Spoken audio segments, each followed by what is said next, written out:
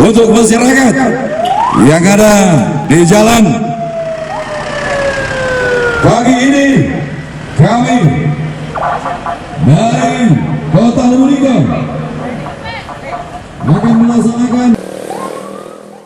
Inilah aksi serentak penyemprotan disinfektan secara massal yang dimulai dari posko induk penanganan COVID-19 yang dilakukan petugas gabungan Pemkot dan anggota TNI Polri di sejumlah ruas jalan protokol seperti Jalan Yos Sudarso, Jalan Garuda hingga Jalan Jenderal Ahmad Yani yang merupakan jalan lintas Sumatera.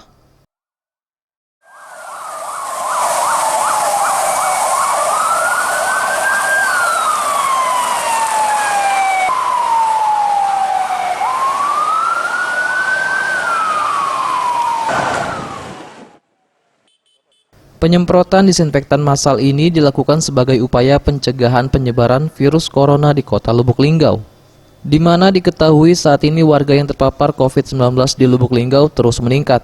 Berdasarkan data terbaru saat ini Lubuk Linggau masih zona merah, dengan pasien positif mencapai 230 orang, dan yang meninggal sebanyak 6 orang.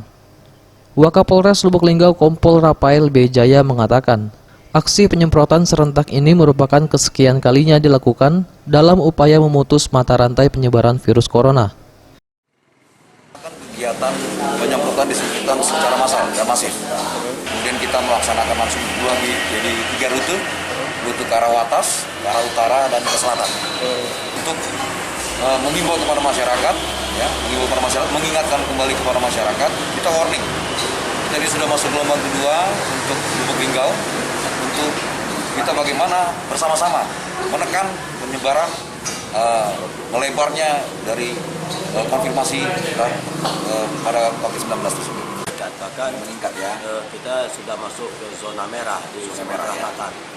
Oleh sebab itu kita sebagai masyarakat sangat mengapresiasi, Mendukung ya Mang ya. Mendukung.